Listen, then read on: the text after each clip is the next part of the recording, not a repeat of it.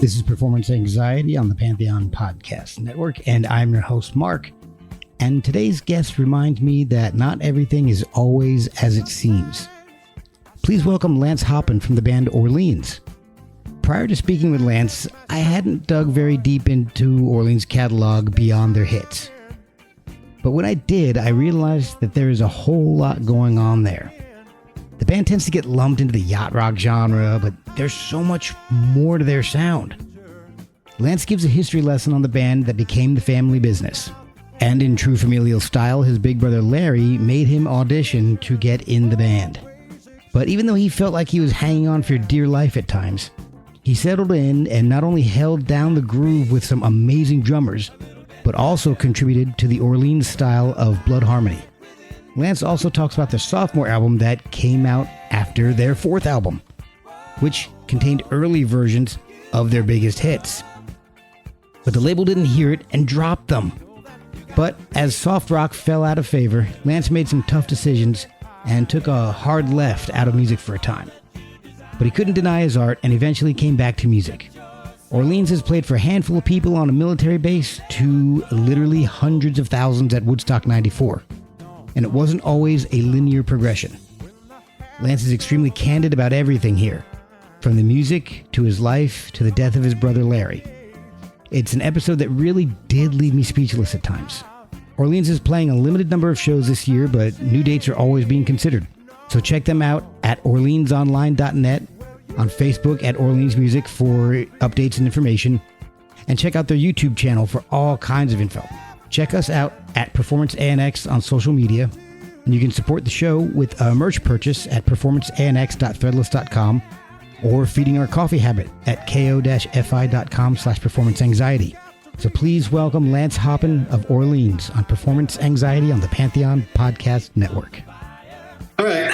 Well, this is Lance Hoppen. I'm from the band Orleans. I'm a co-founding member. I'm actually the last of the original four still touring as Orleans here in year 52, which is unimaginable, really. None of us would have predicted that. And it's been a rocky road, but I'm enjoying the journey, and we still have life left in us. So you can find us at orleansonline.net. You can find us on Facebook at Orleans Music. And if you're in the area, you can find us at the George Washington Hotel in Winchester, Virginia on April 6th, which is a Saturday? I'm not really sure. April 6th. All right, Saturday, the April 6th, Winchester, Virginia, George Washington Hotel. It's going to be a quartet show, intimate setting, no drums, no loud, those damn drummers. It's going to be an acoustic, unplugged-ish kind of show with lots of singing and lots of stories. And we hope to see you there. Okay, well, thank you for joining me. I appreciate this. This is a pleasure. Well, for me too.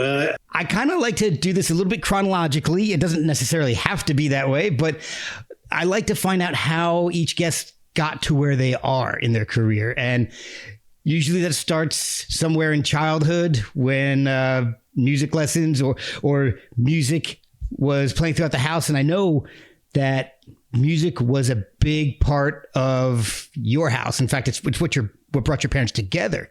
How did that happen? Tell me how music is in your DNA. Yeah, it is actually in the DNA because my parents were musicians. They met playing gigs after World War II. He was a trumpet player. She was quite gifted singer and piano player. She could play the most complicated classical stuff, and she could also just play the standards by ear. Oh, wow. She could sing opera, or she could sing, again, the standards of her day. It's really quite something. And so between the two of them, we had all us kids had the music in our genetics, and also in our environment, right? So nature and nurture both. And we were brought up around music and instilled, trained, inspired to make that part of our essence. We weren't coerced or pushed so much as encouraged and given opportunity. And of course, so my sister was eldest. She took the brunt of a lot of stuff. Elder kids do. I know that one. That's yeah. Great. And so she played a bit and she sang, but she was never driven the way my older brother Larry was. The prodigy.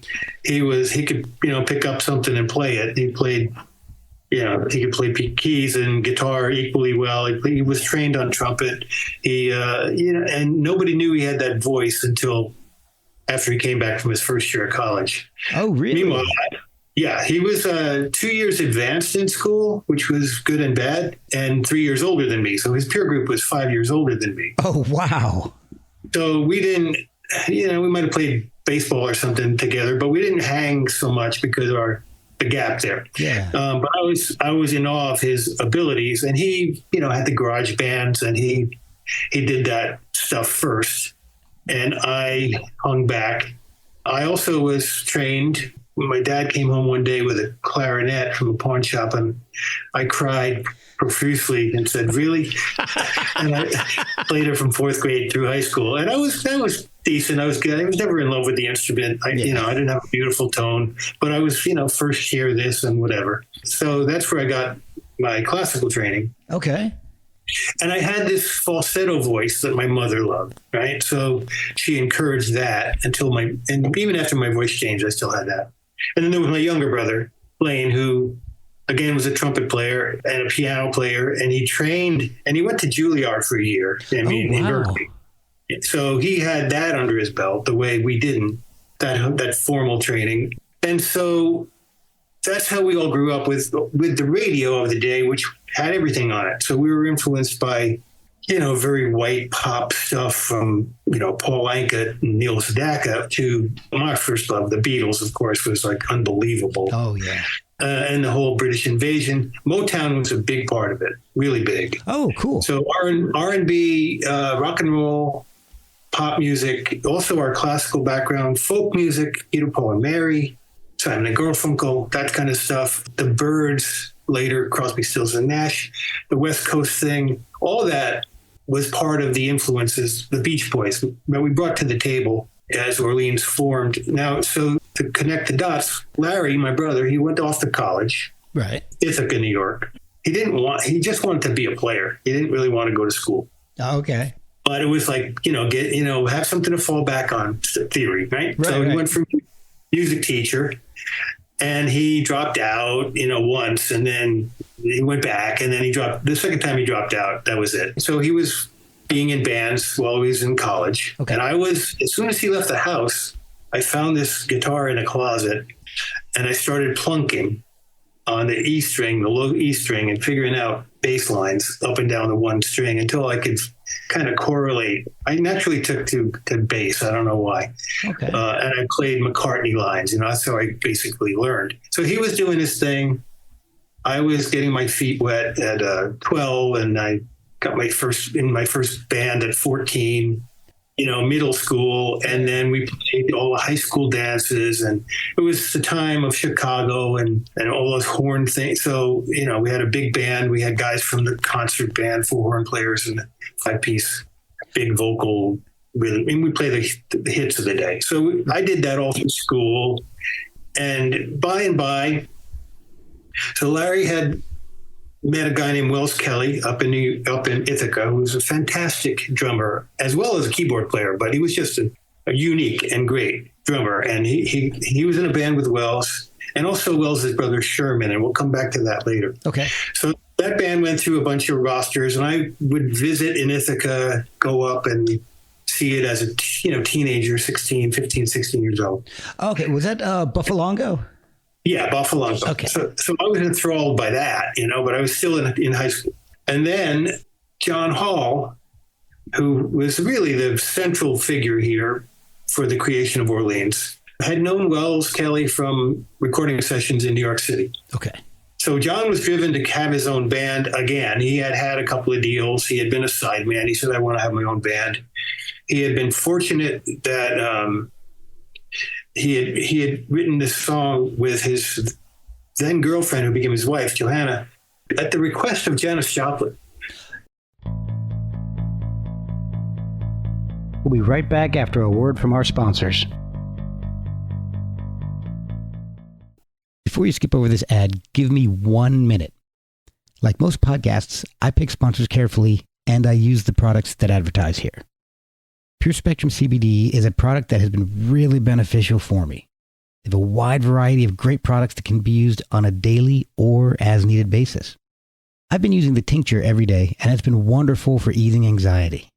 And I absolutely love the isolate. I use it instead of acetaminophen or ibuprofen, and it's worked so well for the relief of aches and pains. They also have soaks, lotions, salves, gummies, and more, plus an entire line for fitness recovery. They even have products for your pets. See everything they offer at purespectrumcbd.com. And if you have questions, they're there to help. They helped me when I had no idea where to start. After you fill your cart, use code PERFORMANCEANX for 15% off your purchase. Pure Spectrum CBD, Pure Spectrum CBD, Pure Spectrum CBD. Johanna was this is how, we're getting to the story here. Johanna was a writer for the Village Voice, was tasked with interviewing Janice. Okay. John was her boyfriend. They went together.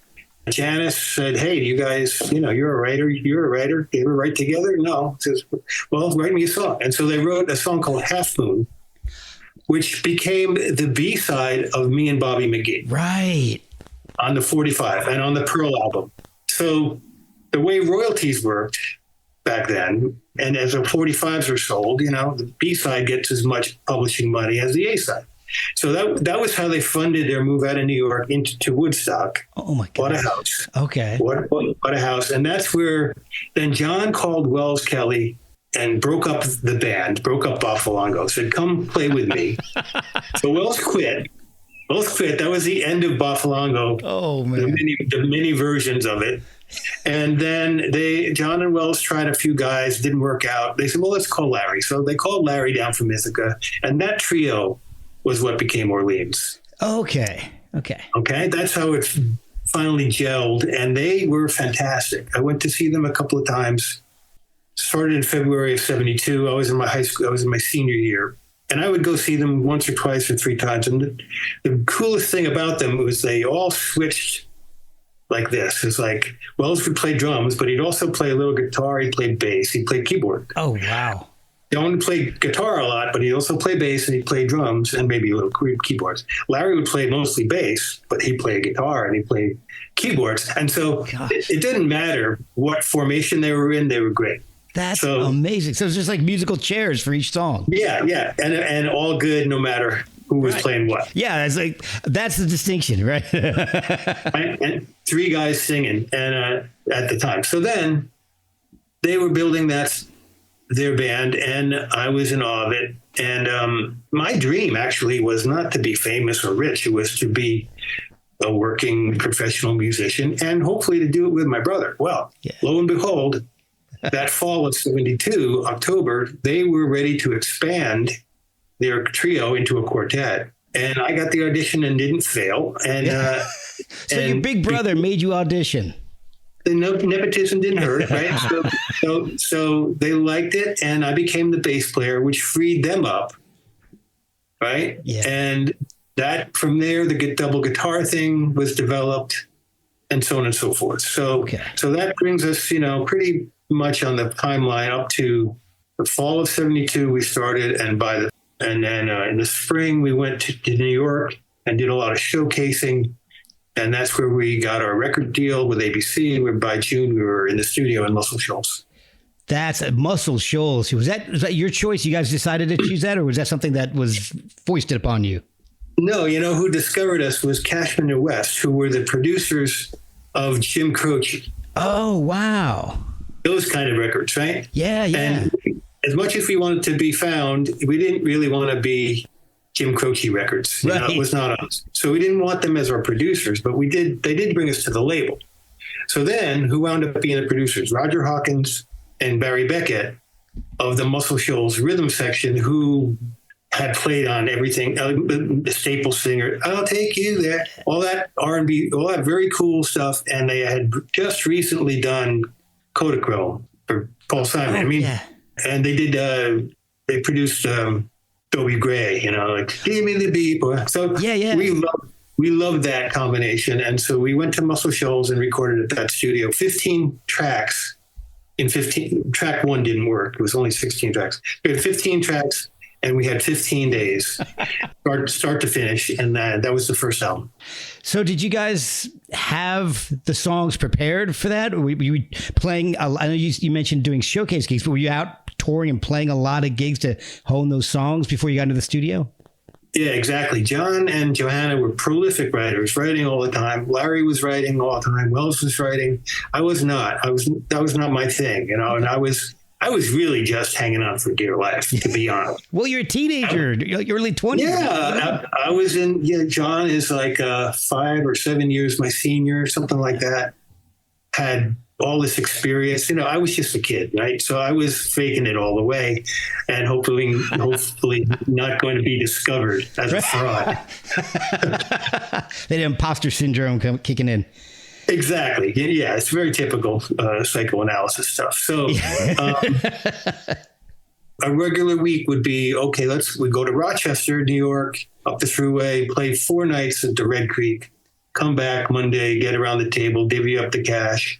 And then, maybe on Wednesday we head out to Ithaca, play 3 or 4 nights at the Salty Dog, come home Monday, go around the table, go to Poughkeepsie, play the Last Chance, some college dates in New England. Every week we would work, and when we weren't working, we'd be rehearsing material and then testing it out constantly. That was, you can't do that anymore. That's not how things work, but that's how we did it. And that's how we honed our craft and went through countless songs. We've forgotten more songs than most bands ever learned. And so there was a wealth of material from which to call to make the first album, primarily John and Johanna's material, but, Larry and Wells each got something on there. And that continued. We made a second album for ABC. We self-produced it. They hated it. They did not want it. That was, okay, so this is the weird thing. So the first album, so I went back and listened to things, and what I was kind of really struck by the debut is how mature the songs sound. They don't sound like they're written by kids in their late teens, early 20s. Like, Turn Out the Light. That does not sound like a song written by a kid, a 20-year-old or 22, however old they were. That sounds like a much more mature, lyrically, musically. Now the time has come again when all your work is done and you need to rest a while, although it seems you've just begun. Come lie here beside me. Well, John was probably 23, 24 at the most. Yeah. But steeped in that music. Stacks full, the R&B thing. Yeah, and intuitively knowledgeable about song structure. And Johanna was, she's quite the lyricist. And her feminine take on things, that spilled over. Oh, yeah. So she wasn't really she wasn't in the band, but she was the Bernie Taupin in a way, like contributing that element to much of the material. So you got a lot of funky, rock, pop, R&B stuff on the first album, and reggae. And reggae had just kind of hit.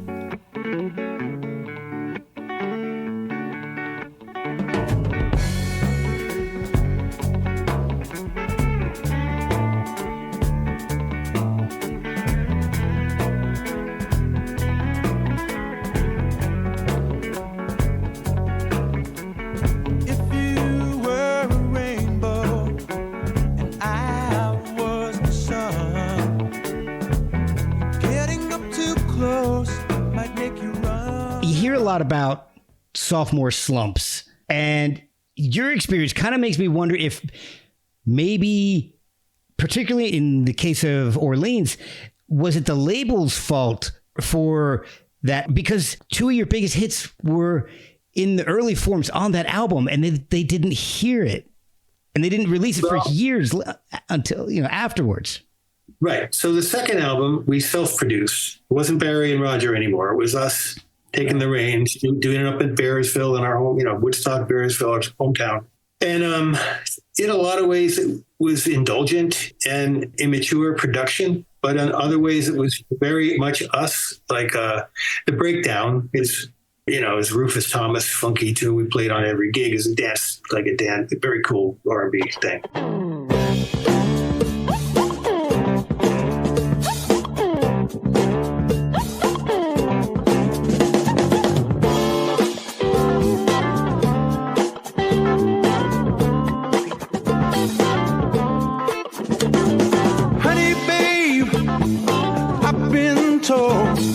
You know how your body bold. I got the seed for myself.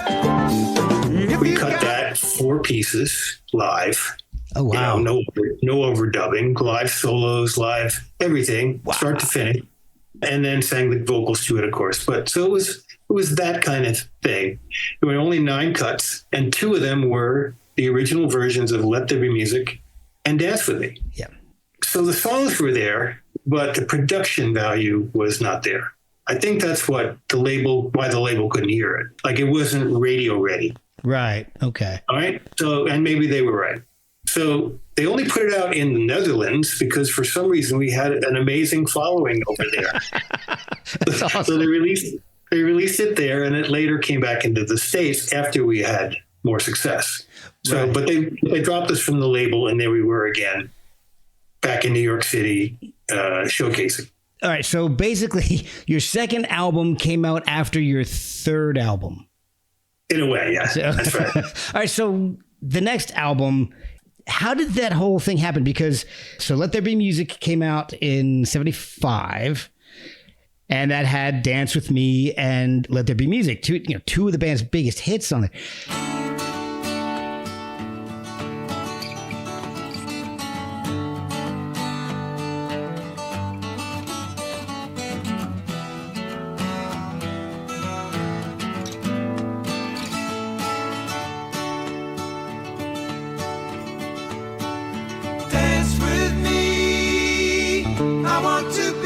Partner, can't you see? The music is just starting, night is calling, and I am falling. Dance with me, fantasy. But those are the only 2 songs that were redone. How did that come about? And did you approach those 2 songs differently once you found out that you had the rights to redo them? You are on the right track, Mark. So we went to Max's Kansas City, a very well-known club down in the village, to do a week. We were there for a week. And so we played 2 shows a night. We played 3 on the weekends. And the legend is, and I believe this is true, although, if you tell a story enough times, maybe it is true, or maybe it's not really sure. But the legend is the last show of the last night when we were just fried in every respect. Yeah. Vocally, it's been a rough, we laid it all out for a week. Yeah. Well, we created a buzz. And who came to the show? Chuck Plotkin, the head of A&R for Asylum Records, came, heard us, loved what he heard, signed the band to the label, and arranged to buy re-recording rights for those 2 songs because he heard those songs for what they could be. Okay. And it was interesting. We thought of ourselves as players who sang. Chuck thought of us as singers who played. Interesting. Okay. So he had his own take, and he was not a player. He didn't play anything. He wasn't a singer. He was a student of music, and he really understood song structure and feel and production values, and that was his input. So he brought us in the studio to do the Let the Music album and guided us, taught us, mentored us, shaped some of the songs differently than we might have imagined them.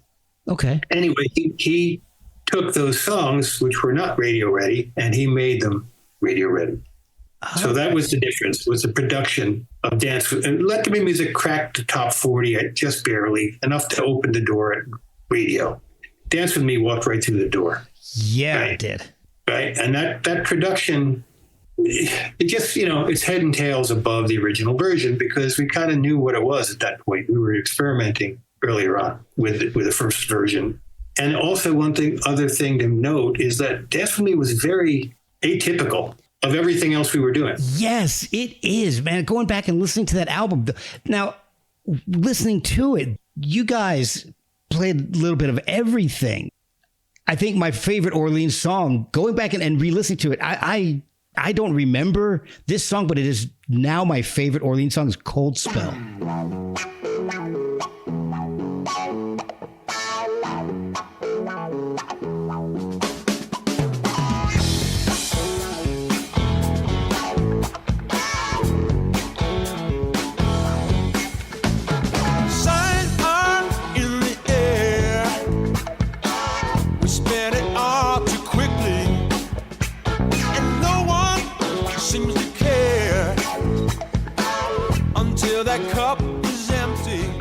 That song is crazy. It's so psychedelic, and the wah, and it's just amazing. For that to be on the same album as like Dance With Me and Your Life, My Friend, you've got reggae, you've got pop, you've got psychedelics. There's everything on this album. Yeah. So the Cold Spell was more mainstream for us. Was rock, was very rock, R&B, and masculine. Really, yeah. And it was also prescient because it was about fossil fuels, and it was ahead of its time in the message, right? And so there was that, and then you have Your Life, My Friend, like you say, which is very heavily reggae influenced, but also that was kind of that was more like a soft pop thing, it's like a mixture. And what we cut out was the jazz part of it. Oh, wow! Wells was really jazzy on the intro. Anyway, Chuck said, no, don't play jazz and play reggae. Let's start it that way. These are the things and then Dance With Me was all acoustic guitar, was more folk influenced, but that's the thing that really broke through. We'll be right back after a word from our sponsors. And then, so it kind of changed.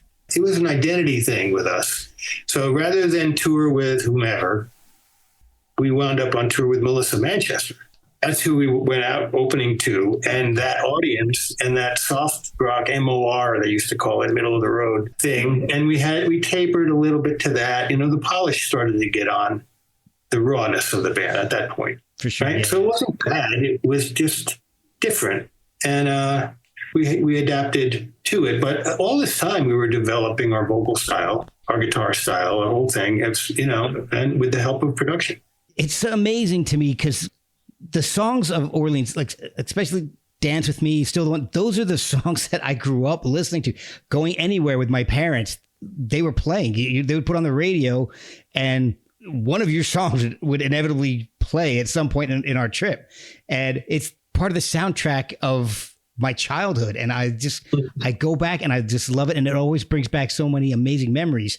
And part of that, what I loved about it is the vocal harmonies. I mean, they're absolutely beautiful. I've talked about this with some other guests, but there's the blood harmony concept. And I think maybe perhaps that you guys had some of that with you and your brother singing. It's just, there's just something special about that blood harmony. Yeah, there's something about the genetic blend, right? And not to equate it, but you think of the Bee Gees, you think of the Everly Brothers, you think of family, right? And how blends work. And it just was a bonus thing. And actually, when Lane joined the band years later, same thing applies, Yeah, for sure. For many years, Larry, Lane, and I were all in the band when we were all still here. But so that's definitely a thing. And John holds the record for leaving and coming back the most times, but you could put, a third guy with me and Larry, and it would still sound like Orleans, very central to it. And of course, Larry was the radio voice that emerged, wasn't planned, it emerged. And the combination of John and Johanna's writing and Larry's voice, those two things, were the front runners that made Orleans happen. At some point, it seems like everybody left and came back. And so at what point did you first leave, and what brought you back? Yeah, well, that's true and not true. John had opportunities and it became like a have and have not thing. It's one thing when you're all pulling in the same direction with the same goals and you're all kind of, starving together and getting by. And then there's a moment when something happens and suddenly all the money flows here and not there. Right. And just the way the thing works. It's not like pointing fingers. It's just, it created tensions and more, geez, how come not me? All that stuff, right? Right. And so there came a time so 5 years on the upswing, and then there came a time when John said, no, I'm not enjoying this, I'm leaving. And so Larry and I and Wells continued, and the story's there too. But we formed, and then we got a deal with a label called Infinity and made the album that had Love Takes Time on it.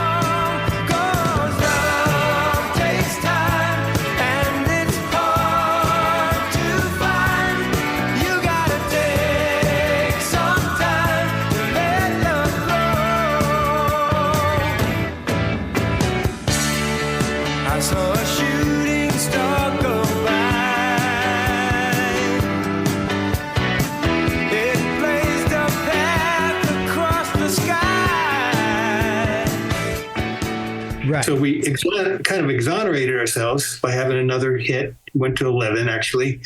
Not top, can't say top 10, it was 11. But it was very Orleansy. I had the vocal thing, had the song structure.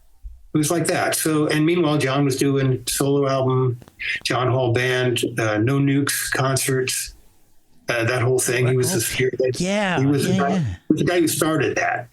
He actually was the guy that started that and gathered everyone around it. Yeah, for the cause. Oh, I didn't know that. Wow. Yeah, he was a central figure for that to happen. And then there was tension between us, and things went bad. 80s were not good for us. After the Love Takes Time experience, we made another album for MC. That label went under. Infinity went under, if you remember, 79. So oil crisis, there was Blank Tape came in and decimated album sales and label rosters, and they cut staff and they cut acts, and our label went under, and we were acquired by its parent MCA. We made an album that did nothing.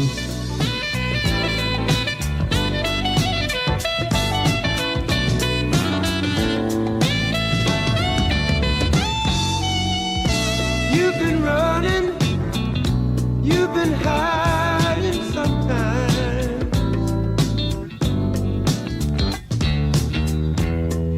Now I get this feeling. Lately, so have I. So we were down and out as the 80s took hold. Wells left. He went off, and Larry and I continued with some, frankly, lesser versions. But we had to, and we were also swindled by our business manager. Oh, such a misappropriated funds, and we discovered we were steeply in debt. So we had to work, downward spiral under this 80s economy, which was not good. It was like high inflation, a lot of things we experience today. So we would get to the club we were going to play, and either it closed its doors right after we got there, or it closed its doors just before we got there. Oh, wow. So that was like the 80s until 84. And Larry and I just said, we can't do this anymore. We're done. We're done. And we packed it in. We packed it in September of 84. And no sooner had we done that Wells, who had been touring with Meatloaf, had one of those typical rock and roll deaths. Right? Right? Tragic. Yeah. 34 years old, handsome, talented, on the upswing, and just, made party too hardy. Right? So that event precipitated a memorial back in Ithaca, back up to where it all started from, where John and Larry met up after 7 years on the same stage, playing together, and went, wow, this is pretty cool. We like this. So they came back from that experience with a standing offer from Tony Brown, who's a mogul here now in Nashville, producer, played piano for Elvis, and then produced everybody and is the head of MCA Universal. Anyway, Tony Brown had a standing offer for Orleans if we wanted to take advantage of it. So that's what we did in 85. We made an album in Nashville. We worked with Tony, but underneath him was David Hungate, the bass player from Toto, who was a staff producer for MCA. He was the guy at the bottom rung, and then it was Tony, and then this guy, Jimmy Bowen, who was another mogul on the way out. So that got us into Nashville, and we made a record that was neither country nor pop.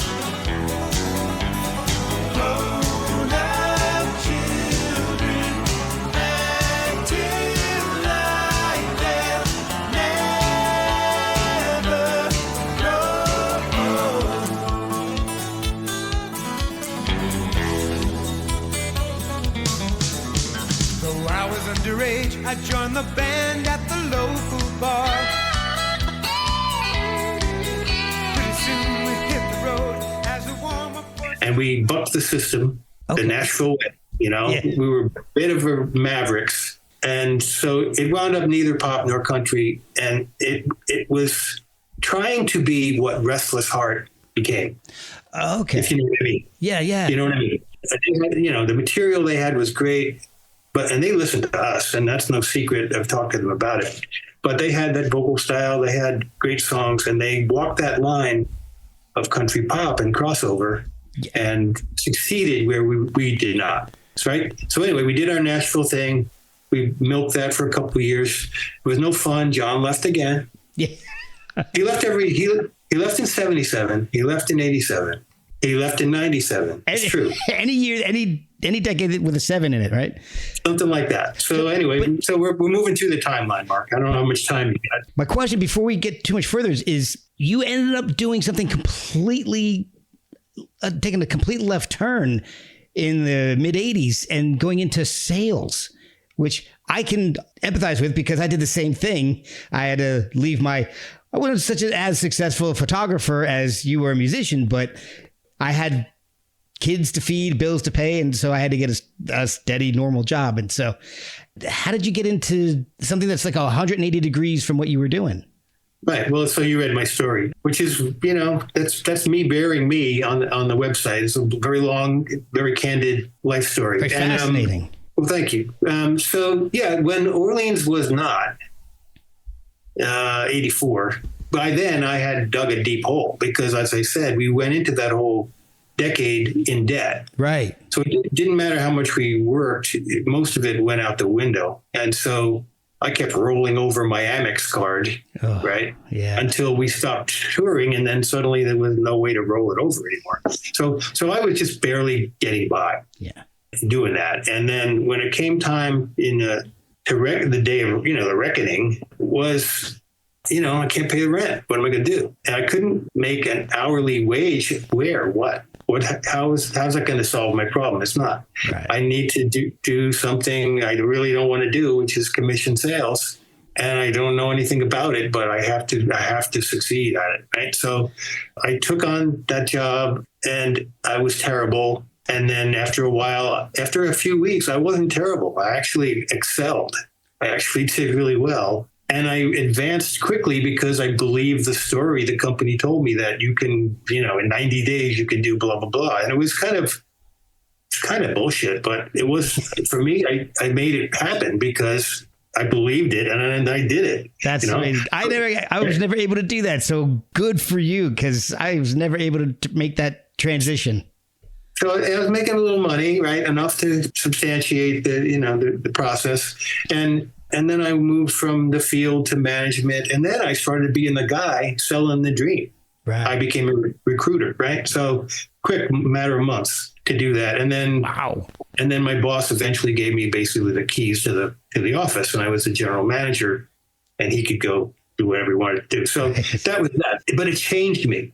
It changed my self-perception. It changed my identity. It changed I was self-conscious about it because in my peer group, who were my musician group and the people who knew, they didn't know that part of me. And I didn't really want them to know me as that. I wanted them to know me as, that musician guy, right? Right. But I couldn't make a living. So I had to do that. And I did it for 3+ years.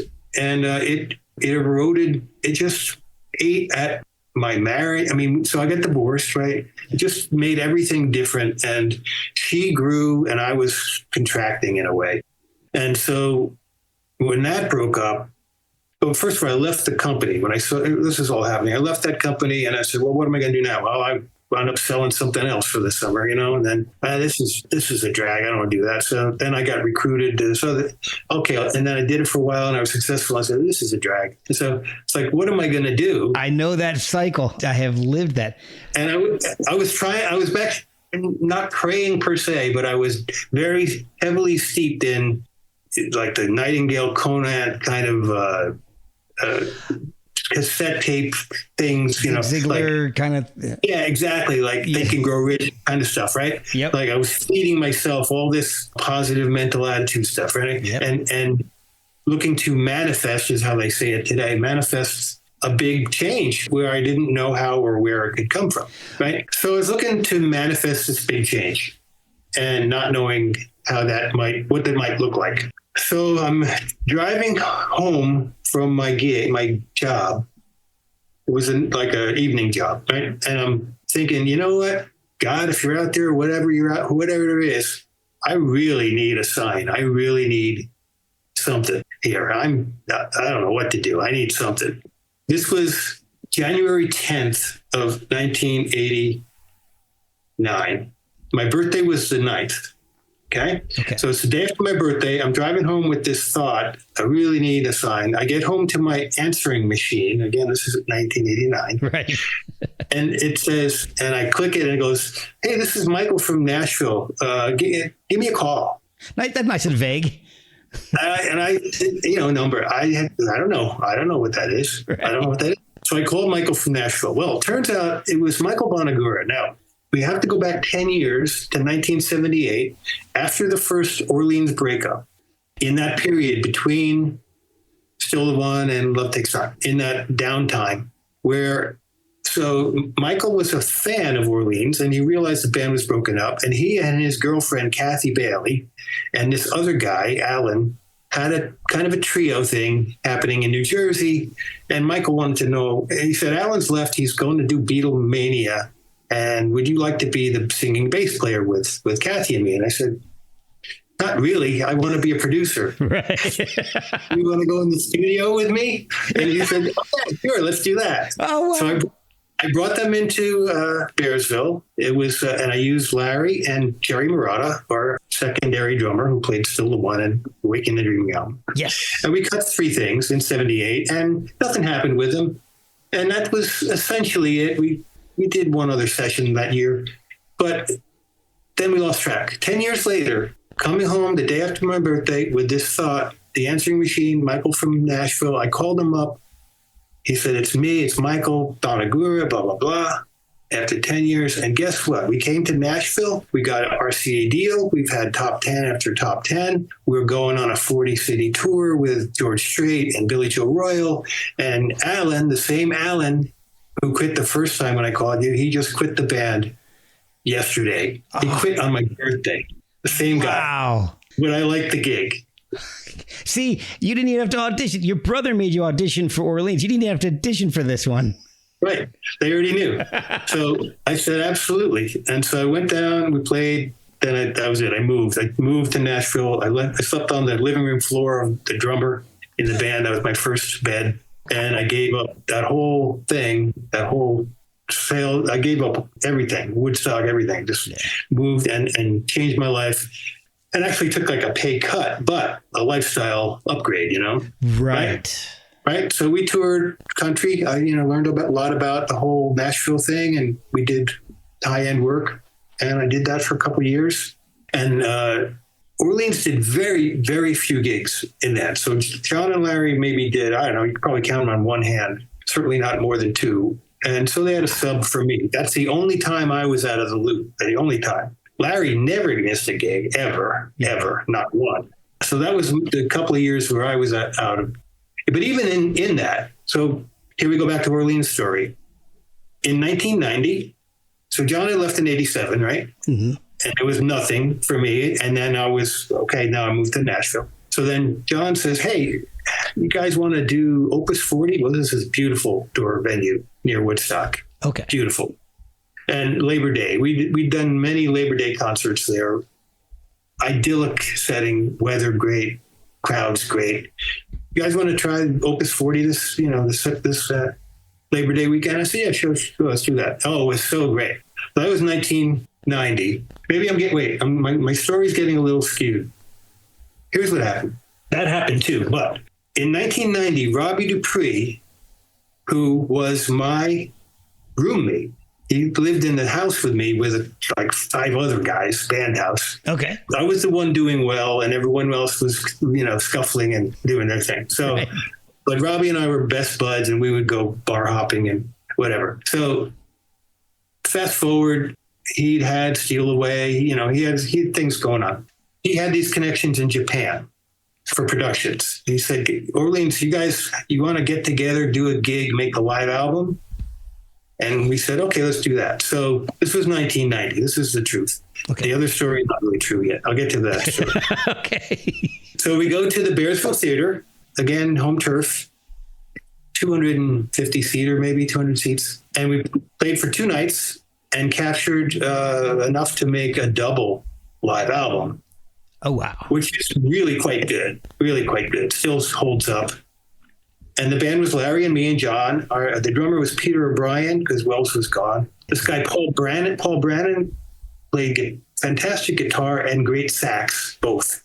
And Blaine did a cameo, and we had John Sebastian did a cameo, Joan Mosser. It's like that kind of show. Oh. And so that happened in 1990 while I was still touring country, right? But I made time for that. And that has had lasting good stuff to go along with it.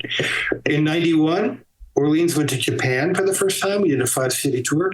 I made time for that. Well, hell yeah. And then I left Kathy Bailey and I went to Susie Boggess, who was in her heyday. Yes. At that time. Was there 2 years. That came apart. And here we are in 1994. And again, Orleans goes to Japan for the second time. Okay. We make an album for the Japanese market called Analog Man, which has some cool stuff on it. It's a little weird. And somewhere out in the computerized night, I know we'll find each other when the time is right. 'Cause I'm an analog man. I am an analog man. I'm an analog man in a digital world, looking for an analog girl. Cool stuff on it, and we thought that was going to be the basis of an American release. But by the time a year later, 95, when we were recording the Ride album, we had so much more new material, new and better in a lot of ways. So Analog Man and Ride connected in some ways. We did a remake of a track called Heaven, which I love. One that's free of greed and pain and fear. Heaven could be here for us today. How on earth could you turn me away? Won't you go with me? Help me find the key. How much longer will I have to wait here at Heaven's Gate? Like that. So, and to this day, Ride is maybe my favorite album of Orleans. There's some heavier stuff on Ride too, like One Tribe. Mm-hmm. That does not sound yacht rocky at all, which is the genres you guys, I think, sometimes unfairly get put into.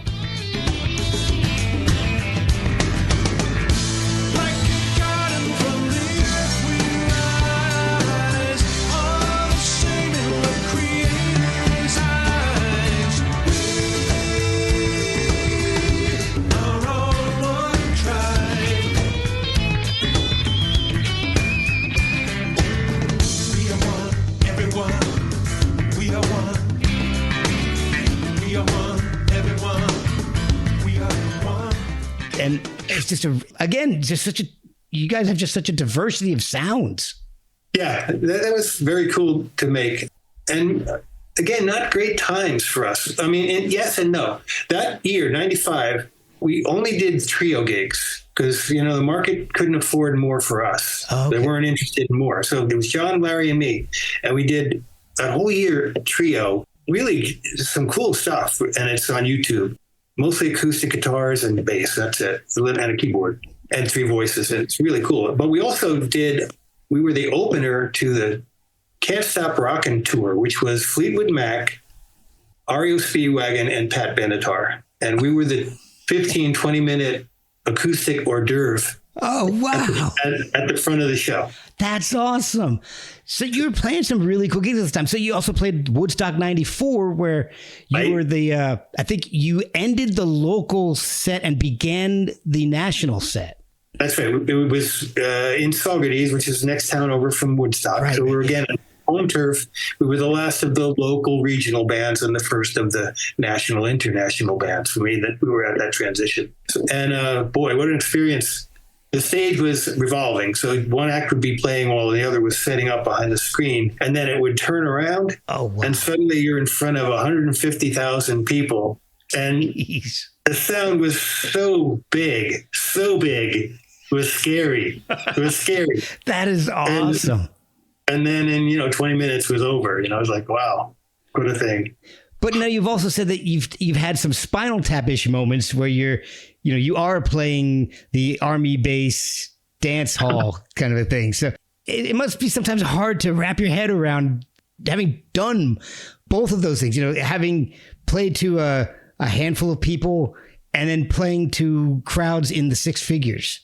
I know. I remember I'll tell you one story that's, emblematic. So this was 82 or 3, and we're scrambling, playing all these clubs. We rented this van from this local kind of place, and we're going from one gig to another. We're going to New Jersey, of all places. We're going to like Newark right, to play this club, and we have to get there for sound check. But the van had a leak in the radiator. So every 150 miles, every hour, whatever it was, we had to stop, fill up the radiator, and then go again. And then until it started to overheat, and then we had to stop and fill it up again, and get to the gig. So our drummer at the time, Nick Parker, he coined the phrase ordeal. Yeah. Inventing ways to be tired and uncomfortable. Ordeal. That's the name of the band. I Ordeal. love it. Oh my gosh. So thankfully it got better in the 90s and the 80s. So in the late 90s and early 2000s, they popularized this genre of yacht rock, and Orleans kind of got stuck in there. At least the hits did. But I think that's kind of an unfair generalization of you guys, because you play so many different, you've got heavier stuff, you've got reggae stuff. Did that emergence of yacht rock, was that a positive for you guys, or you kind of a double-edged sword? I think it works in our favor, and it's a retro categorization, right? Yeah. So it wasn't a thing at the time, but looking back, you can group Hall & Oates and the Doobies and Claire. Yeah, exactly. And you make, okay, let's call it yacht rock, which is kind of like white people sipping margarita kind of music, right? Exactly. Right? It's like that. And it's just very big, very big. So I can't, in fact, it's good for us. I just got back from our 4th Rock and Romance cruise, which is 70s. It's 70s pop music cruises. Those are really nice gigs and paid vacation, basically. And you get to see a lot of other acts, and you get to go to the Caribbean and have 3 to 5, 7 days and make a bunch of money and have a lot of fun. And also, John Hall and I were invited, and we became the most recent hosts of one of those Time Life CD anthology 70s, 80s soft rock things. We're the spokespeople. Oh wow, I didn't know that. That's great. That's crazy. It happened in 22, I think, or I can't remember exactly when. Summer of 23, whatever it was. But yeah, we've solidified our place with the Time Life, and they do the cruise, right? So right. So that all, it's I can't poo-poo that. I mean, but to me, going back and listening to the music again and getting refamiliarizing myself with the catalog, Yacht Rock doesn't do justice to like the guitar solos on What I Need or Let There Be Music. I mean, that stuff rocks. It is, but we're talking Still the One, Dance with Me, Love Takes Time. That's that's Yacht Rocking. I can go with that. I can't see Cold Spell being played on one of those things. No, that's not it. Yeah. But for better or worse, Orleans is an eclectic band, right? It's always been an eclectic band. It's hard to categorize, which was not so great in some ways. It's like, where do these guys belong? Well, we can't pigeonhole them. It's very diverse. So it's great for your fans, but it does make it difficult to categorize you guys for better or worse. So we skipped over the whole Waking and Dreaming experience. We should visit that for a second. Let's do that. Yeah, because this is a 52-year story. Oh, yeah, exactly. So we got a little ways to go. So all right. So we did for some reason skip over Waking and Dreaming, and I'm going to blame that on me, of course. So all right, let's break into that. All right. So 75, we left off with Dance with Me and Let There Be Music, and Wells was belly aching about being the drummer, right? And only being the drummer, and he really wanted to play more keys, and he wanted to have his songs, all that stuff. Right. So we said, okay, let's get another drummer. We'll get another drummer to satisfy. It's like getting a dog, like getting a puppy to satisfy the dog, right? So we had a lot of good contenders, but we chose Jerry Marotta, who is the younger brother of Rick Marotta, who's legendary. Yeah. As is Jerry now, right? But he was only 20. He was younger than me. It was his first real gig, big gig. Right. Okay. So it's Peter Gabriel then. Yeah. So he came in. He was the kid, and he just totally different style than Wells. Wells is flamboyant, energetic, lots of fills, crazy time sometimes, a little wobbly. Jerry was, metronomic, like playing like loops, just laying it down, right? And so between the two of them, we had a lot of ways to go. We could do 2 drums and then, 2 guitars or guitar, bass, and keys, or we could do 1 drums and percussion, or we could... we had a lot of variety there. Wells could play keyboards. He could play the bomb on guitar. We can do things we weren't able to do before. And that was quartet became the quintet. We recorded Waking and Dreaming that way. And as it turned out, by chance, the day we cut Still the One, Wells was ill and didn't come to the studio. And Jerry became the drummer by default, not by design, but it's just how it was. And whereas we had been playing that song we were very into Little Feat, and we had been touring with them. Okay. So we were trying to be quirky with it, right? And Chuck said, no, quirky. And between he and Jerry, they established the beat. Boom, boom, bop, boom, boom, boom, boom, bop, boom. That's the beat. Do the beat. And Jerry was great at that, like the beat. And so that became the underpinnings of the whole song. And we didn't know, but who knew that would become such a piece of Americana, ubiquitous in every can't get away from it kind of way. Oh, it's played at every reunion, every get-together? Yeah, it's huge. It's one of the most licensed songs ever. It's in every commercial. It's been movies, TV.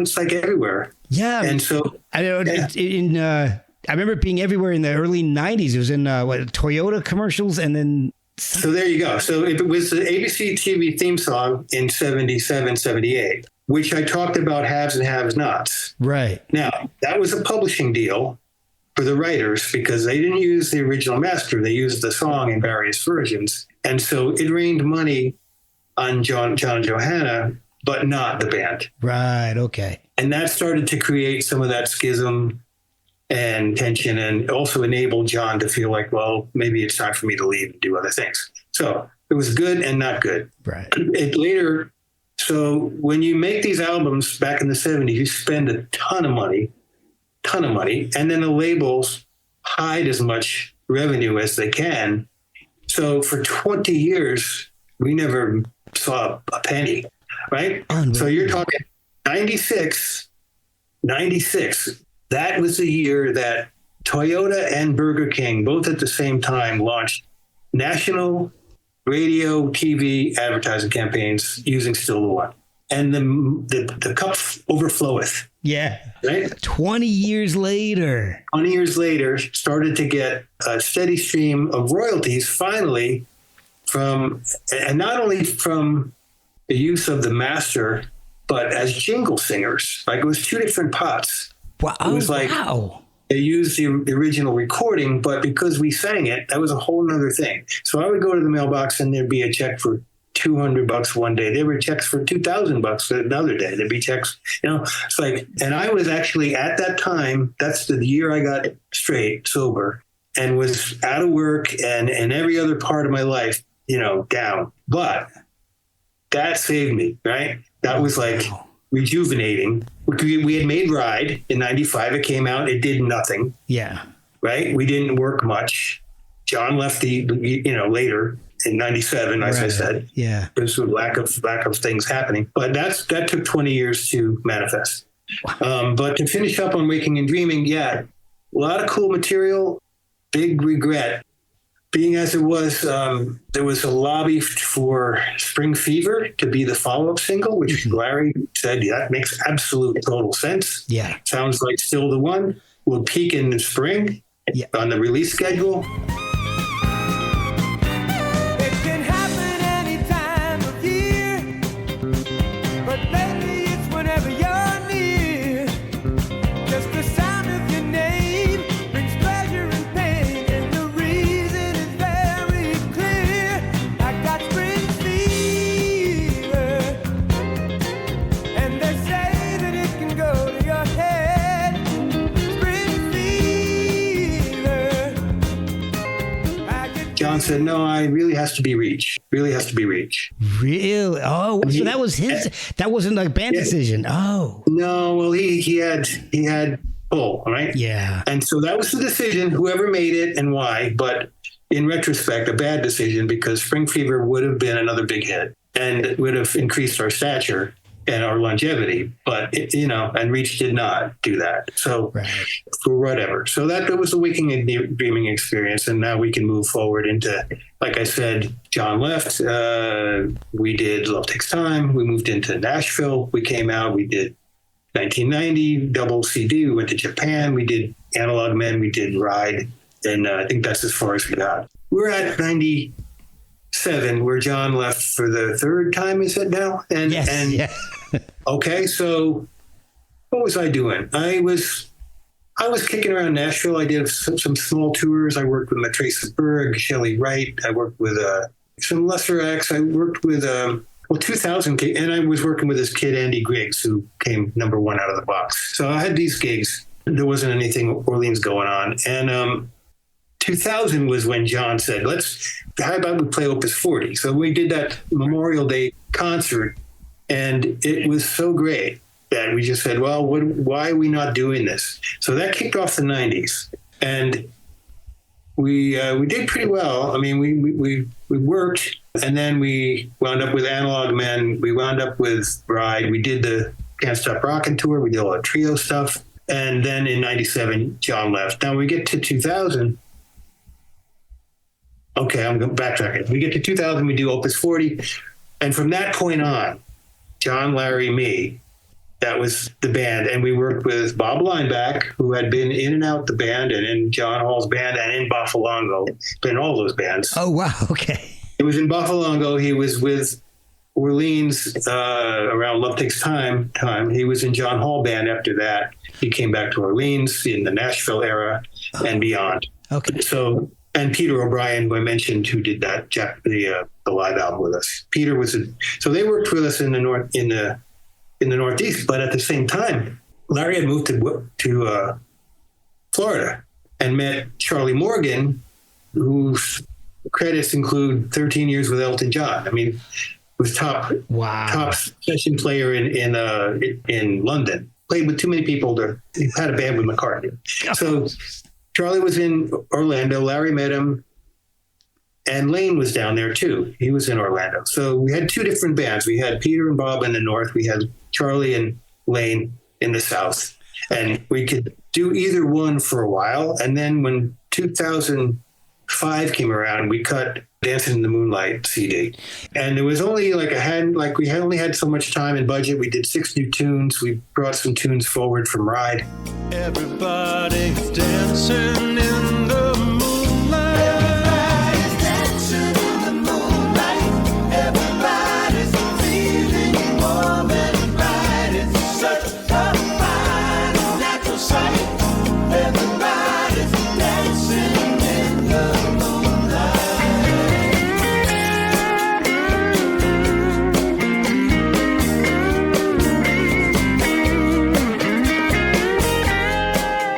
CD out of it. Now, here's the Dancing in the Moonlight story. Okay. Go back to Boffalongo with Larry Wells, Bob Blindback, Sherman Kelly. Sherman Kelly wrote Dancing in the Moonlight. Right. That ended up being King Harvest. Okay, so Boffalongo, a version of that band, cut the very first version of Dancing in the Moonlight. Oh, okay. It didn't go anywhere, did nothing, right? And then when the band broke up, New Orleans formed. Well, they played Dancing in the Moonlight. It was a great song. Yeah. We played it from day one. We played it at every gig, maybe once or twice or 3 times. We played it. And then King Harvest, who was also Sherman Kelly and other guys from Ithaca, including some guys who'd been in Boffalongo. The lead singer, Doc Robinson, was the bass player in Boffalongo. Anyway, he was a lead singer, bass player in King Harvest. So they had the hit in 73.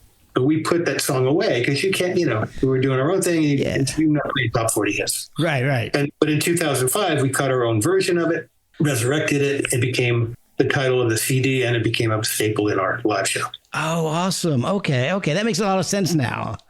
Right. So when other acts do it in a yacht rock mode, like they do, we have more of a claim to it in reality because of the connection. Anyway, that's part of that. So 2005 CD, Dancing in the Moonlight. Then we get to John being very upset with the Bush campaign for using Still the One without authorization. Oh, okay. Wow. And he had by that point been, an activist. He'd been a school board member. He'd been a county legislator. So when he said blah, blah, blah, people would say, John, stop belly aching and run, do something, run.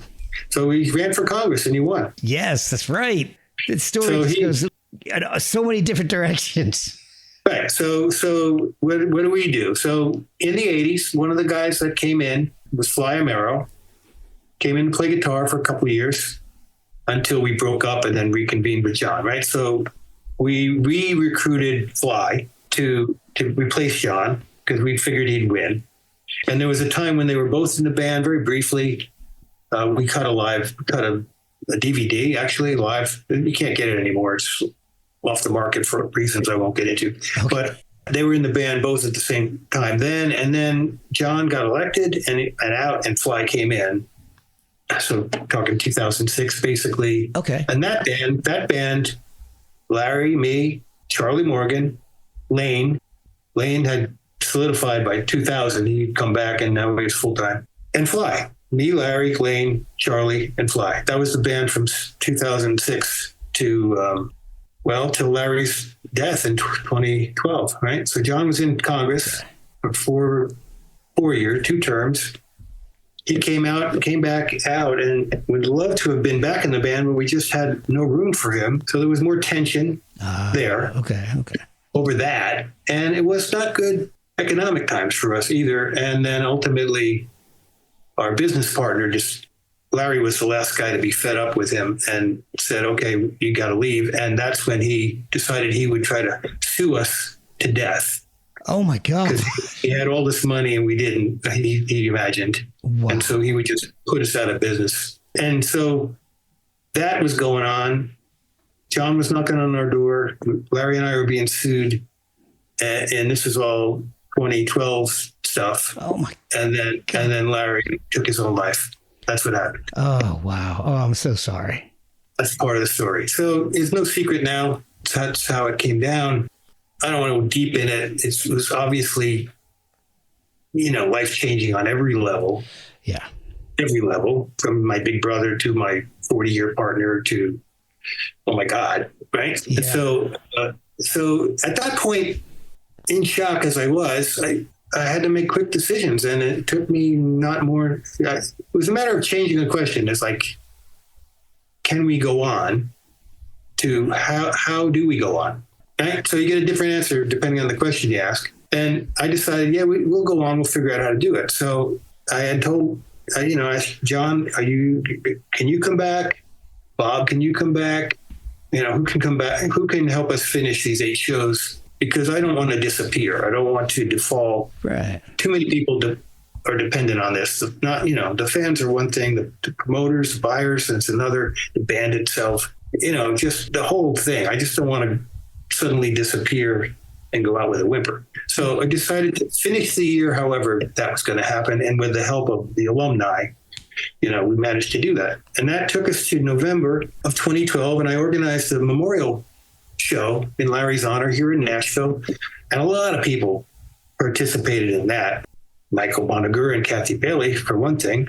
Henry Paul from Blackhawk, Bill Lloyd, Foster and Lloyd, Joan L. Mosserd, John Ford Coley, a guy named Pete Huttlinger, fantastic guitar player, so on and so forth. So everybody, John Jorgensen, everybody pitched in with their love. And we raised some money for his kids. And I was done. That was it. 40 years, I'm good. What's next? I don't know. And no sooner did that happen. That summer, I met a guy. We had made one album. We had licensed one album, too. He had bought up the King Biscuit Flower Hour catalog. Oh, wow. Okay. And was licensing these live performances for CD. Right. And we had played a show at the Harvard Square in Boston, Cambridge, in 1975. And here we are in 2012. And he's saying, I'll give you, X thousands of dollars and a royalty. Can I have this product? And it's like, duh. Yes. Sure. So that's all I knew about him. Larry had got the deal. And then, so he came to Nashville that summer, about a month after Larry passed, actually. And that's the first time I met him. He was doing some kind of convention. So he said, if I ever can help you, let me know. So he called me. He called me out of the blue right after the last show, as far as I was concerned. And he said, I don't know if you guys want to tour for next year, but I got one for you. Wow. And I said, well, let's talk about that, John and I. And we did. And so if you see behind me, the Sail Rock tour. Yes. The big poster. Right. Sail Rock, Sailing Rock. So who's that? That was Christopher Cross, the headliner. Orleans was the house band. Oh, cool. I was the music director. In other words, and so Charlie Morgan and I played rhythm section for everybody. And as needed, Lane or Fly or John would be added to their bands. But the roster was Christopher Cross, us, Gary Wright, Firefall, Robbie Dupree, Player, Al Stewart, John Ford Coley. And everybody did their 3 or 4 or 5 hits. And we were the band for that. And that's what took us through 2013 and a resurrection. That is amazing. Oh my gosh. That would have been an awesome tour to be on. It was great. It was 2 hours of nonstop hits of the music of the 70s. Talk about sail rock, the yacht rock. That was it. Wow. So we did that. So then 2013 turned into 14, 15, 16. Here we are, it's like, and along the way we did the Time Life thing. We did so Charlie left us in 2018. I got a buddy. I had been in a Elton John tribute band. Oh, wow. Here in Nashville, just for fun. And it was good. Oh, that's 4 awesome. guys. We didn't look the part and we all, shared the load. But that's where I met Brady Spencer as a drummer, and he's our drummer since 2018. Oh, okay. So he took Charlie's place. And so we're near the end of that story. I don't know if we want to go back to my solo stuff in timeline here. Well, I was just curious as to how that came about. I mean, it sounds like the first one in 2010 was a compilation of things that you've been doing over the years, and then 2017 was all new material. Is that accurate? Right. So I have this friend, Sean Galloway. We had written a bunch of songs together. It kind of like, what would you call it? conscious music or positive music. It was not so much the style of the genre, but the lyrical content, kind of a spiritual bent, but not preachy, not religious, just like empowering kind of theme, right? And so they were an organization called Empower, actually. They had this annual mini Grammys type of award thing, right? Where they would hand out, it was a way to get people together on the same page, right? So they would gather in Orlando or wherever. So Sean and I had written a song that got nominated for one of these awards, and became a finalist, three to the category. Okay. So that's 2010. And I'm going, well, I didn't got to go to this, this is kind of cool. I don't know if it's for me. We'll find out. But I have nothing to represent myself, right? So that's why I called 10, 11 tracks, some Orleans, some not Orleans, from various places to put in one place to represent my work, some of my work, like work that had my stamp on it, my voice, my co-writing, my writing. And that's what that first one is. So that was 2010, but it was 2016 when I found myself, here's the thing. After Larry passed, it's unbelievable how much opportunity came my way in the absence of Larry. So not how I would have envisioned it, but because he was not there, it created such a vacuum that every one of us had to step up and fill it. Oh, okay. Right? So it's like, what are we going to do? How are we going to do what he did? And you can't replace him. So amongst us, me, Lane, Fly, we all figured out, well, who can sing what? How are we going to do these hits? Yeah. And I learned, so Dance With Me was not a big stretch for me. Love Takes Time was like, really? That's impossible. Impossible. So it took me a while to get it under my belt, like what I could do that would channel him, but not be him. Like what would be me, right?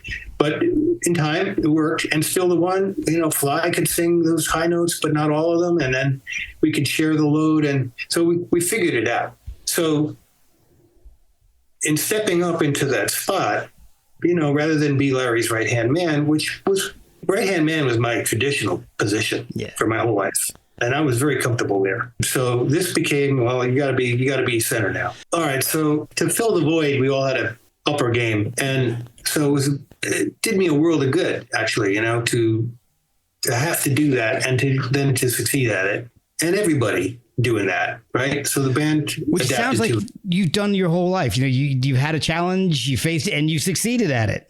Yeah, I mean, not to toot my own horn, but I think that's probably true. Music, sales, back into music. I mean, hey, you do what you have to do, right? Yeah, and it's undeniable.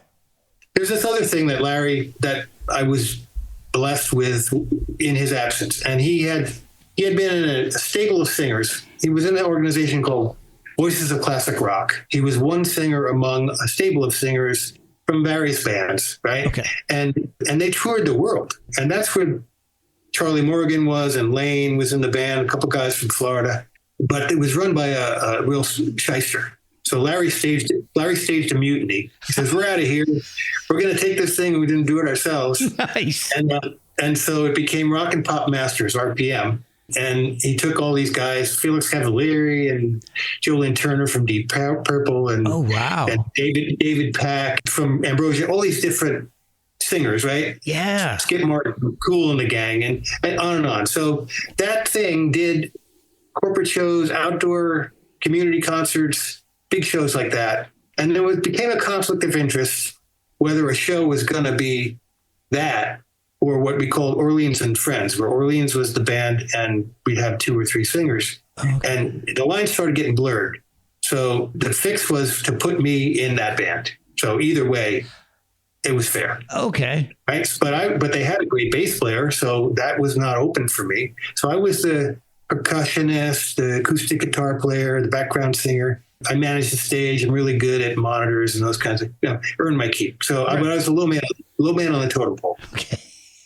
Among some, great world-class players, all of them great. Yeah. So then when we started working for this company, this corporation in Orlando, big company, and for a year or two. And then, so we started in 09 or 10, and then 2012 hit, Larry was gone. And the head honcho came to me and said, can you do this? Can you take this over? And I said, yeah, because I don't have those musical abilities necessarily, but I'm really, really well organized. I can do that. I can do these shows. Yeah. I had done some big shows like that. And so he gave me the shot, and it's been bigger and bigger every year. And that band has done 130 something name acts. Oh, wow. Everything from like Joe Elliott and Def Leppard to Four Tops to Billy Ocean to Richard Marx to Vince Neil from Motley Crue to rap artists to country to, I mean, you name it. We've done, this wide array, and every show is 5, 8, 10 acts, and it's always different. I'm the MD. I'm the guy who gathers all the material, puts up the Dropbox so people can do their thing. Everybody rehearses at home. We come together. We set up on a day. We rehearse the next day, play the show that night. That's it. Oh, my gosh. It takes weeks, months to prepare, and then it's over in a day. And it's awesome, right? And so I went from the bottom to the top of that because Larry wasn't there. Wow. Right? So in his absence, all this stuff opened up for me, and it's just the irony is not lost on me. You know what I'm saying? Yeah. Right. So it's just a thing. So thank you, Larry. I get it. So we were going to, so 2016, I found myself with time, money, and material, and I said, well, maybe this is the time I do my solo album, my real solo album. Right. So I had all these tunes. I didn't write a lot. I've never written a lot. I have a love-hate thing with writing. I like it when it's done. I kind of hate it when it's happening because it's so. It's just so. It's and it's not where my bread is buttered. It's not like I make money at it. It's just a thing. It's a creative outlet. It's good. Yeah. But I don't have a huge catalog. I don't have any hits. But I had a good collection of songs. So I wanted them to be documented so as not just to disappear. And that's what I did. So I took some money and some time and some good players and did what Charlie Morgan then called my masterpiece. I like it.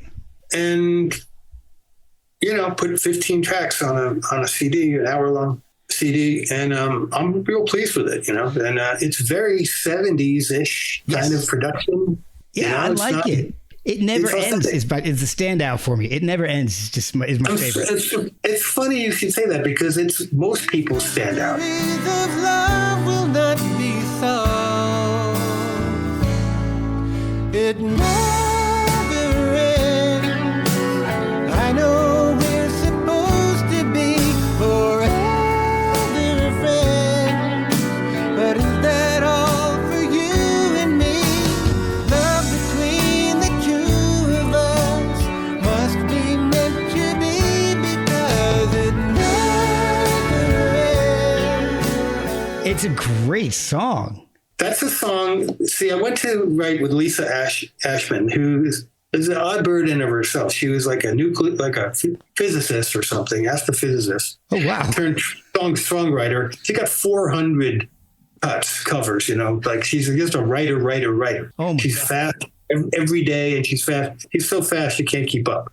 So I went to write with her. I said, can we write something up-tempo, cool, from Orleans, like that? I was like, well, we got to talking about relationships. And I have this ongoing, on again, off again relationship with a woman in she's in California now. Our 90-day unbelievable romance back in Woodstock in 74 is where it started and ended, like the first time. And if you'll notice on the Let the Music album, there's a dedication for Time Passes On. It says, to the Lance and Drew and everyone who's lost their way or whatever. Oh, okay. Right? So Drew, that's what I'm talking about. So I'd been, away, married, between marriages, back and forth. So our thing goes on and on and off, and it never ends, right?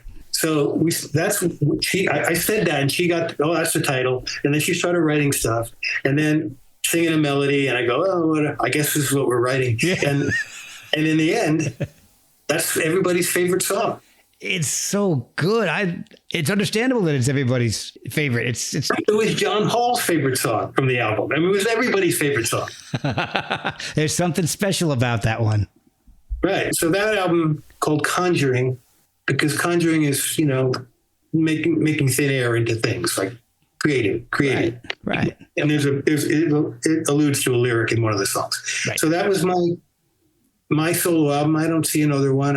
But I had to do it to just, as a legacy piece. And then we continue. I said Charlie left in 18. Brady came in. Band was Lane, me, Brady, Fly, and John. The next, since then it's been quite tumultuous. Age has taken its toll. John took a couple sabbaticals. I got another guy from the Rocket Men, the Elton Band. Chip Martin came in for 6 months. Oh, okay. And then John was like, I'm ready to come back. And then it was COVID hit. Right. So there wasn't any road work to be done. But so what did we do? In 2020 and 21, we produced 4 different really decent YouTube productions, audio, video productions. And every week I had this library that we never culled of performances over the years, over the decades. Oh, wow.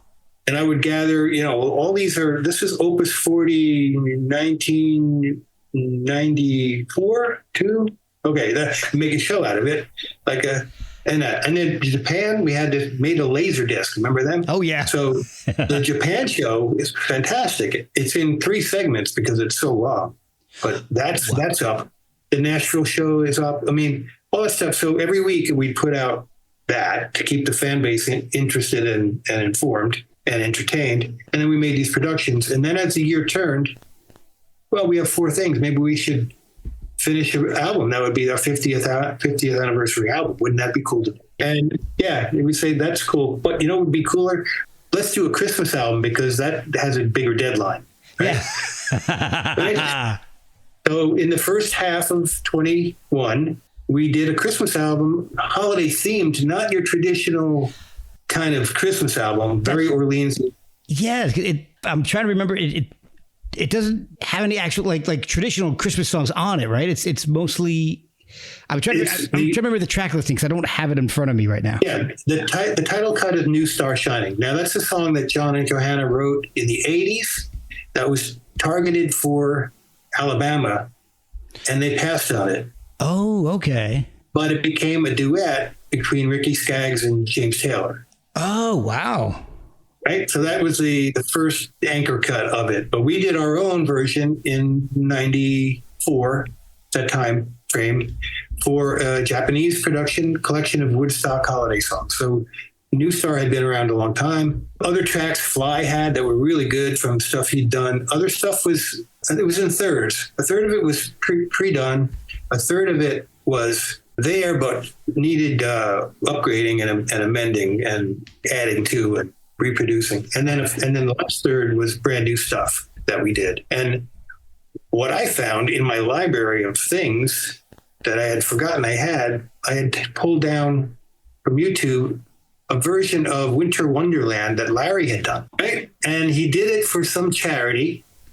And I had gotten an email from the engineer at some point years earlier who said, I have this thing and I wondered if you wanted to replace the bass part on it, add to it. And I said, yeah, but I'm not set up for that here. And I don't know when I'll be in Sarasota, wherever it was. Yeah. And so it never happened. And then I found it again. And then I tried to find the engineer because he said, do whatever you want with it. And I tried to get absolute permission. I couldn't find him. And so we went ahead with it anyway. And then he found me. He somehow, and he came to a show, the engineer. And he was so happy. He was so happy about it. So Winter Wonderland is the only real traditional thing there. It's a very fun track, as it is track. So that's what we did in the first half of 21. We did it all remote. We did it in 5 locations. I was at the center of it. John was making his own album.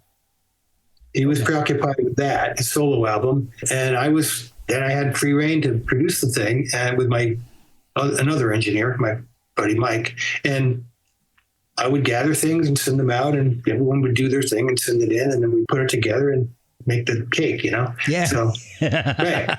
So that was really cool. And I've learned that was a real cool learning experience that I use today in a lot of ways. And so that was 21, 22. We started working toward the end of 21 into 22. And again, there was, it's hard to keep track now, but Fly had to leave for a health reason. And I got Tom Lane. John and I beat the Bushes and came up with a guy locally here who's got that high voice, great guitar player. And so he took Fly's place.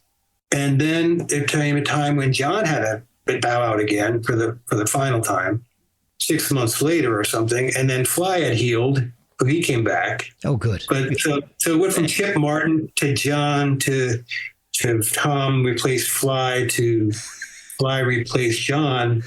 And then Fly had to leave again. And then we got Tony, who's Tom's buddy. So all that's happened in the last couple of years of reconstructing the band again and again. And I'll tell you this will be the last earmark year. So a year ago, February, Fly, we were all geared up. We'd done a gig in Tucson. We were all rehearsed. We were ready for the year. I'm going into one of these 10-act mega shows. I'm in the final week. Okay. And I know, and 2 weeks after that, we got to be on the rock cruise. Okay. Orleans does. Okay. So I'm finishing up a mega project, and then I'm going on a cruise. Well, Fly calls at that very time, 1 week short of the mega show. He says, "Sorry, I got a heart thing. I gotta bow out right now." Oh, and when I'm going, holy, what the hell? Yeah. What like, really? Oh. And so, oh my God. So I had to woodshed all my stuff. The way those big shows work, everybody gets fed.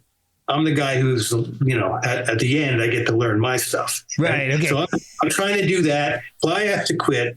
I'm thinking about 2 weeks after that, I got to be on the cruise.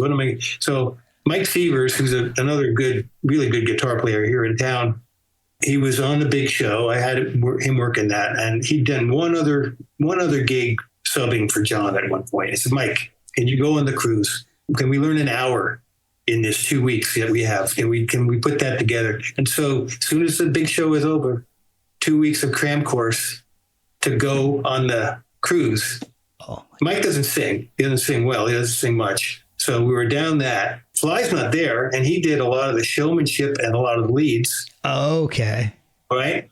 I had 2 days before. This is a stress fest. 2 days before we go on the cruise, I go for my obligatory COVID test. Oh no! And it's positive. It's positive. I'm not even sick. What? I was like, what? And oh my God! so this whole thing's going to fall apart because of me? I was like, what? After all this, and the ramifications, logistically, economically, politically, of bowing out at the very last minute, just too much to, Oh yeah. And what am I going to do? So my manager says, well, all you can do is go back tomorrow, see what happens. And I went back heart pounding, and thank God it was negative. But, the very last minute. So then I put the pieces together. Apparently, I had picked up COVID at the big show. Oh. In that crowd. And because it's such an exhausting gig anyway, every year I feel, run down after it anyway. Yeah, it makes sense. I figured that was just it. No, apparently I had the mildest case of COVID ever. and 11 days later I was positive, and 12 days later I wasn't. Oh my, wow. So you tested at the very tail end of it. Oh my God. Yeah. And so then, I got a positive that evening. The next morning we were on the flight to go to Miami. So we go on the flight, and Tom, who sings Still the One and all those high parts, he gets a sinus infection on the plane and loses his voice. Oh my gosh. This is insane. We get on the boat. We have to play that night on the deck at the pool. It's howling wind. Tom's got very little voice. I've got to do all the heavy lifting because Fly's not there. Mike doesn't sing, but plays great guitar. And it's like totally bluffing it for that. And then the next day had to play that afternoon again, having, basically shot it all out the first night anyway. And so it was just unbelievable. And what had happened after that, we had to do half a dozen more shows with Mike subbing. And some were full band shows and some were quartet shows, which you had to invent, like how to do that with no drums and only 3 singers. Oh, wow. Right? So, and they were all in a row. And in the middle of it, there was one show Mike couldn't do. And I had to get another guy and train him on the fly. And that was Tony, Tom's friend. So he came in and did the one show. And then we finished up the run in April 15th, and I just collapsed. Yeah. So that was 2023. And then so we didn't have a lot of gigs in the summer. So we would rehearse, play a gig, rehearse, play a gig, rehearse, play a gig, test material. And it took until September for this version of the band to gel. But I tell you what, this band is killer. Really? It's me, Lane, and Brady. Tom Lane, who's got like 2.5 years now, and his buddy Tony, and they have worked together for decades, those two. Okay. And the chemistry is palpable. And Tony's awesome. They're both great guitar players. Tony's an awesome guitar player. And Tom's a high singer and Tony's lower register. Okay. And all 5 of us sing. Even Brady's a really good singer. Oh. Everybody sings lead in the course of the show. And often we have 5-part harmony going on. And it's just really, really like a really fine-tuned machine. It's great. Oh my gosh, I can't wait to see it. So you guys are going to be out touring here. You're coming into my neck of the woods in first week of April. Mm-hmm. And tell me a little bit about, let's finish up on this upcoming tour and how that came about and how long you guys are going to be out for. Yeah, so we don't tour as such, we go 1 gig, 2, 3 in a row. We do weekend warrior stuff. And okay. It's funny, I was talking on the boat to the guy who's the leader of the Hotel California, Eagles tribute band. Right. And he says, yeah, we try to keep it down to 100 gigs a year. And I'm going, I'm thinking, you know what? If we do 3 dozen, that's like good for me. I'm good for that. I'm good because that's a young man's game, 100 shows a year. So, we work sporadically. We're not having a big first half of the year. Second half is starting to shape up. This show in Winchester is a quartet show. Like I had mentioned, it's a 200-seater. It'll probably sell out. It'd be like a big living room. So we do it with 3 acoustic guitars. I play some. Bass, keyboards, 4 singers. That's it. And it lends itself to a lot of intimacy. You can really hear the lyrics. It's not bombastic and rock and roll-y as much as it is Americana and very listenable, enjoyable stuff. And we were rehearsing today. We sound good. We sound really good. Oh, I'm excited to see it. I cannot wait. And it'll be the first show I've seen and shot at the George Washington. I haven't gone there for other events, but I've never actually seen a show there. Well, I haven't either. I haven't been there. Well, I love Winchester. We moved here in 2006 from Alabama, and it's home. I mean, it's very. You'll go through the center town, and where you're going to be, you can actually hit this, what they call the pedestrian mall. It's a little walking mall section that they've closed off of Loudon Street, and it's got all shops. The town is very Norman Rockwellian, if that's an adjective. I don't know. I get it. It's very, very small town. It's very Virginia, and I absolutely love it here. So I'm so glad to see acts like Orleans coming through and actually playing in the area, because I'd love to see it grow. I'd love to see the music scene grow here more and get better and better acts. So I thank you for coming to our town and gracing us with the amazing discography that you guys have put together over 50 years. Yeah, we're very much looking forward to it. The rest of the year, things are brewing. We've got a couple of shows now where we'll be doing our thing, but also incorporating Peter Beckett from Player, backing him up, and Walter Regan, Magnet and Steel. Yeah. So that's like a little mini yacht rocky thing. We also got a call from Ambrosia today. Oh, wow. And when my manager was talking, and apparently they got an offer they can't do. I don't know if we can or will do it either, but it's 10 shows like that, like yacht rocky shows with Peter and Walter, maybe Coley and Elliot Lurie from Looking Glass, sang Brandy. Oh, okay. Yeah. So that kind of thing, that might, that could happen this year and fill it out.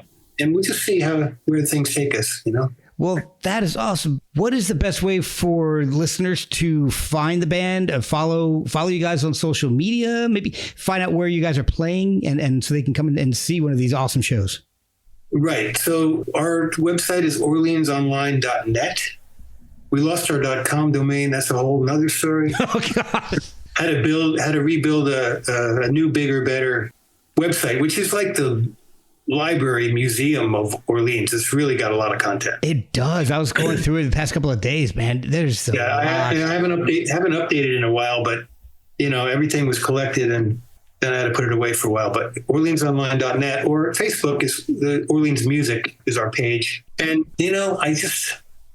I'm not much for social media, and in the course of a day, I don't get there often, but Brady has posting ability, so he's sent pictures from the cruise, and my manager puts up album promos and things like that. And once in a while, I actually check in, but that's where they can find us and find tour dates and such, either on the website and or Facebook. And I understood it was hard to find a link to buy a ticket for this Winchester show, but you can find it at Eventbrite.